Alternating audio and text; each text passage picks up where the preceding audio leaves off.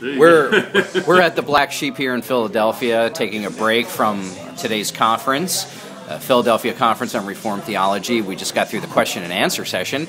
Camden, any thoughts about the question and answer session? Well, I thought it was interesting. Someone saddled David Wells with a question on is God the author of sin? And basically, since He created everything, how can He not be? And so he had fun getting through that one. Doesn't that seem like that comes up at all? I've been to a couple of Ligonier conferences, and that question comes up a lot. It had nothing to do with the topic of the conference, but it was.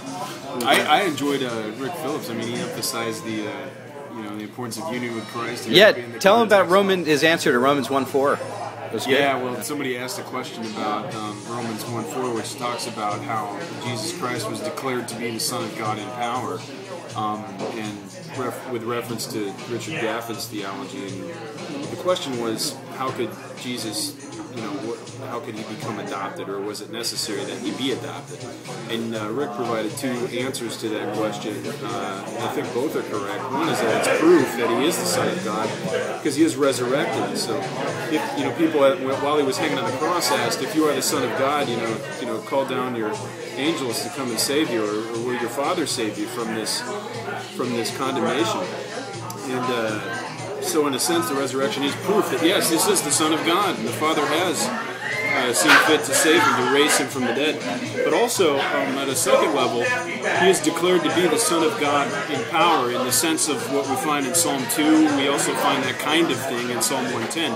But Psalm 2 speaks about how you are my son, today I have begotten you, and that's tied up with His kingship, His glorification, His coronation. Yeah, and that was a way of speaking in those times about the king. But when Jesus is resurrected, He's declared to be the Son of God in power, Romans 1:4, meaning that He has been outwardly and openly manifested and vindicated as the Son, but also He's been exalted high above all as the King over all of creation, in a way in which His humanity, at least, had not been exalted to that point prior.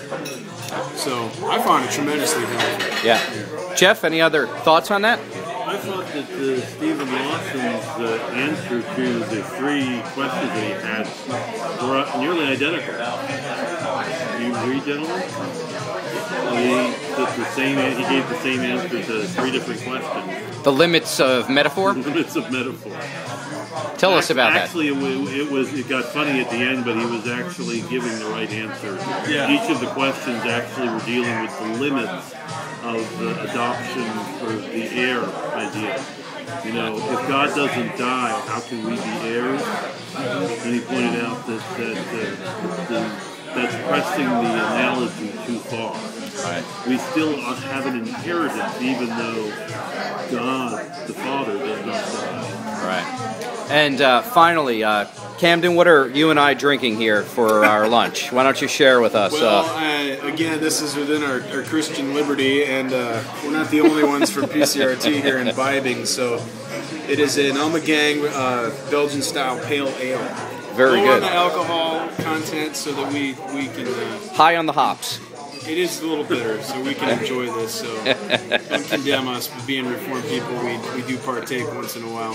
Okay, very We good. enjoy it. So British style, or now I feel my foot in my mouth. Belgian style pale ale from Ommegang, which is in Cooperstown, New York, the same place as the Baseball Hall of Fame. So Are there a lot of gotta be good. Are there a lot of Belgian people up there or something? No, but those New York people in Cooperstown sure know a Belgian beer. The Abbey Ale is good. The Rare Voss they have is fantastic. The Saison style. So Ommegang is anyway. That's your beer tip for the week. Is Voss rare here at the conference? Although we will drink a Rare Voss once in a while, Voss is not rare on Reformed Forum. Neither is Voss rare at PCRT. And the people involved. Very Actually, good. funny to say, in Dutch, apparently Rare Voss means sly fox. It means what? I think it means sly fox. Oh, really? Something fox of the sort, so Interesting. that's where that comes from. It brings a whole new dimension to biblical theology and the Reformed tradition. So, all right. Well, signing off for now from PCRT. Oh, yeah. Go ahead. Yeah.